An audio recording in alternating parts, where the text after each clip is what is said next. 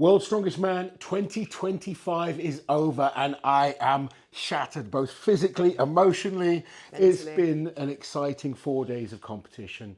What a final it was. I mean, let's start off with the new sensation. That's all Yeah, I he can is, say. yeah. Rain O'Neill. You called it before World's Strongest Man. You did say this man is super impressive. But I think even then, nobody had him winning this competition. We've all been talking Mitch and Tom, Mitch and Tom, Mitch and Tom. Everyone's talking Mitch and Tom. If it's not them, maybe someone like Evan Singleton, people talking about Trey Mitchell. Yeah. But my goodness, this guy has been phenomenal. He's the Strongman Champions League world champion. Came into this, he's dominated the shows there, and we got to see why. Yeah. Oh, yeah. But the thing is, if you drilled into the detail of those competitions, he wasn't just winning these competitions. He was winning almost every single event with very few exceptions. So you could tell like this was someone really special. And talk about special, he came in today. 7 points in the lead, was it? A 7-point lead over Mitchell Hooper and a 9-point lead over the reigning champion Tom Stoltman. And the first event today was the behind the neck jerk, or the Flintstone lift as they call it. All the athletes using the behind the neck jerk technique. And this was where Tom and Mitch probably got a glimmer of hope that they still had a chance of winning this competition. We had two athletes go out in the very first round, which was Paddy Haynes and Eddie Williams. Unfortunately, because they went out in the first round, they zeroed. So cost them big points. Rain O'Neill made the first weight look super easy, but he was actually the only athlete to go out there at 200 kilos. Did he go out? So he got 200 kilos, didn't he? Did, And yes, he sorry. missed 210, yeah. So he was good on the first two lifts and then he missed the third lift, which was 210 kilos. But it was still super costly for him points-wise, wasn't it? No, Reno missed the 200 kilos. Oh, He goodness, did. It did was the he? second lift, yeah, because that's why he was in 8th place. It was only today and I've already lost my mind. I was pretty sure he missed that. Cause what surprised me is how easy he made that opener look. So the first weight was 186 kilos, made it look super easy. 188. 180, yeah, 180. And they had to actually drop the weight because they were going to start with 200. Yeah. So he got that, made it look super easy, and then 200 was just, it kind of came away from him a little bit. Yeah. A lot of the athletes were very nervous of this event as well, because often on these type of events you get two chances. This time the athletes were only given one chance. If they made a mistake, that was it, done. And unfortunately for Reno, he did only get 3 points on this event. And I think Tom and Mitch were like, oh, we have a chance here. Yeah. Some of the standouts for me on this event, Trey Mitchell. Trey Mitchell was absolutely incredible on this. He ended up tying with Tom, didn't he? Well, Tom Stoltman as well, unbelievable. That's kind of, both of them were super close. I think Trey, though, and this is typical Trey, every single weight looked the same until suddenly it didn't go.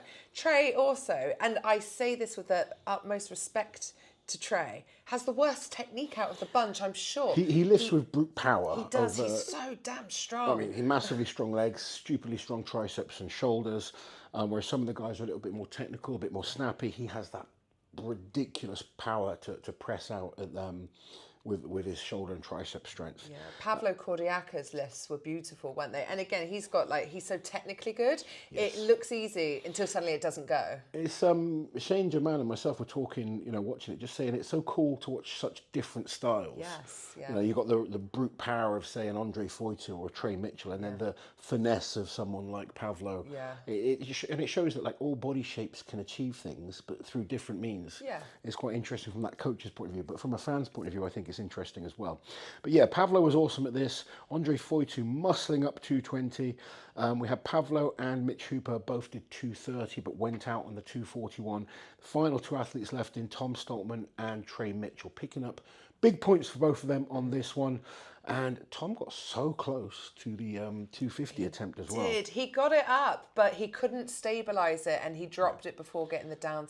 Not purposely, obviously, but he just couldn't steady it, could he? Yeah. Something to point out, we had Lucas Hatton, who actually broke the world's strongest man record, and he went for an all-time heaviest lift.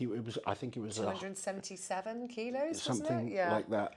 Unfortunately, too much on this occasion, but it was quite cool to see him get the opportunity to go for this. It was. But yeah, that put us into a close position. We had Rain O'Neill 2.5 points ahead of Mitch Hooper and Tom Who Stoltman were tied on points. My going in goodness. to the Atlas stones. And, you know, anything could happen on paper. There was a lot of good stone lifters in this competition. Paddy Haynes, a great stone lifter. Trey Mitchell, obviously, a great stone lifter. Tom Stoltman, we all know how good Tom is at stones. There was a lot of pressure on all three lifters that still had an opportunity to win. Mitch went head-to-head with Trey Mitchell. And up until this point, no one had managed to finish the stones. No, that's right. So Mitch slipped on the first stone. Trey Mitchell went ahead, but Mitch actually caught up by the fourth stone. They were very, very close. Trey, however, the only athlete up until that point to lift the fifth stone, put him in a real good position to solidify his fourth place, which is where he ended up. Fourth for Trey, bless him. It's like synonymous Now, of Trey. this slip by Mitch Hooper was quite pivotal in the whole, the results that kind of ended up. Because then we had Tom Stoltman and Rayno Nell go head to head. And Rayno knew what he needed to do. Yeah, so if he lifted all 5 stones, he would win no matter what, because only Trey had. Because Tom had to beat him by 3 places, didn't he? He needed 2 men to come between him and Rayno in order to take the title. Absolutely. So we were all looking at the time that Mitch Hooper did, which was 4 stones in 31.02 seconds. Still a pretty good time. And if Rayno beat that, he would become the world's strongest man. Rayno went as quick as he could. Yeah. Now, he did all 4 in 30.17 seconds, but he didn't know this at the time. No, he didn't. So he's panicking, trying to do the 5th stone. Unfortunately, couldn't finish off the 5th stone. I mean, I want to point out that Tom Stoltman demolished the set of stones. What was his time in the end? 31.76, which is just ridiculous. This Tom is Stoltman, a very heavy set of stones, we should point out. They finish at 210 kilos. one of the reasons it's so hard, not just the weight 210, it's the walk-in. Yeah. And it's after, 10 events that they've done up to this point. Yeah. But to carry the stones in is so much harder than just loading them from in front of the platform. So that's why it's so much harder. I mean, you've got great stone lifters here. We only had 2 athletes finish all 5. But Tom Stoltman, amazing. But yeah, Rayno wasn't sure of the time. He was trying his best to get that 5th stone. Unfortunately, couldn't do it.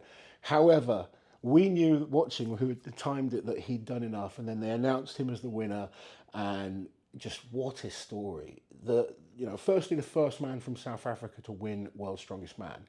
He's the first debutant to win since 1997, when Yuko Ahola won. The only other man to do it before him was Magnus Ver Magnusson. Not including Bruce Wilhelm, who won the first competition. But what a story. It's incredible. Like you said at the start of this video, everyone was talking Tom and Mitch, Tom and Mitch. Maybe some people were saying, oh, I think Evan Singleton could have a chance, or Trey Mitchell could have a chance. But yeah, Rayno now, what an incredible athlete he is. We are going to be seeing a lot more of him in future. And that excites me. And I think, me too. when we've got Thor in some competitions now, Lucas Hatton doing so well in some of the really, really heavy shows, Mitch Hooper, Tom Stoltman, and now Rayno Nell, other athletes as well. It makes it exciting. It does. It makes it a lot more exciting. I can't wait to see what comps Rayno's going to be invited to. Yeah, and just like this whole World's Strongest Man, I mean, probably a lot of it is the fact that we're here and we got to watch it. That does make it a lot more entertaining. Yeah. But I genuinely love the changes that they made this year. I think the Stones of the World just blew the whole competition wide open.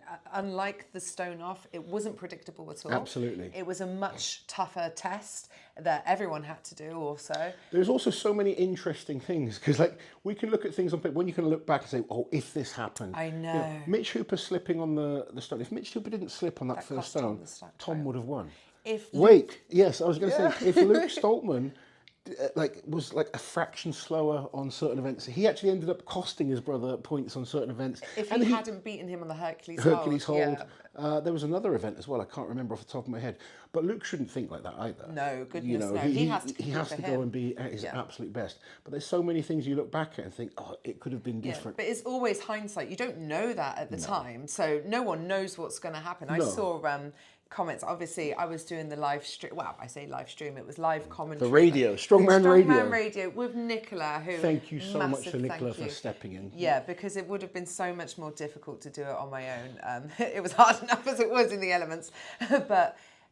People were saying, oh, so-and-so sabotage so-and-so. It's not like that. You don't know what's going to happen going forward. As an athlete, you just have to try your very best, and what will be, will be. I'm proud of Mitch Hooper for trying till the very end. Obviously, circumstances have affected him, but he didn't give up. And I No, think he that's didn't, super important as an athlete. If you're an up-and-coming athlete, when you're competitive, you're not always going to be at your very best. No. But sometimes you just got to fight, and I'm proud of him for that. Tom Stoltman now, 6 years in a row, he's been top 2 at World Yeah. Strongman. That is a phenomenal achievement in itself.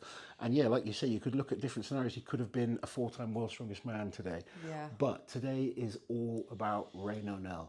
He is the first ever winner from South Africa, from Africa. From Africa, in the general. continent, yeah. A newbie, a rookie, and he takes the win.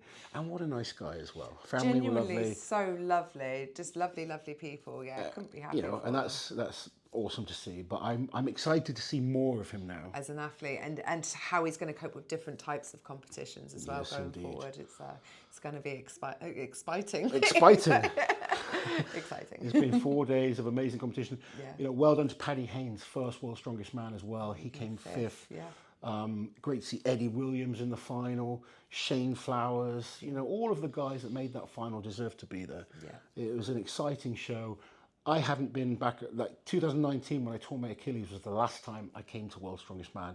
It was fun to come back and see the guys, see the production. There's things that need to get better, and it's, you know, we are seeing things improve. There's still things I think need to get better, but that's a conversation for another day. We want to say well done to Ray Nonell and all 10 finalists that took part. Thank you very much for supporting our channel this week. For those of you that were listening to Auntie Liz and Nicola, thank you. If you aren't already, please subscribe to the channel, and we'll catch you guys next time. Take it easy.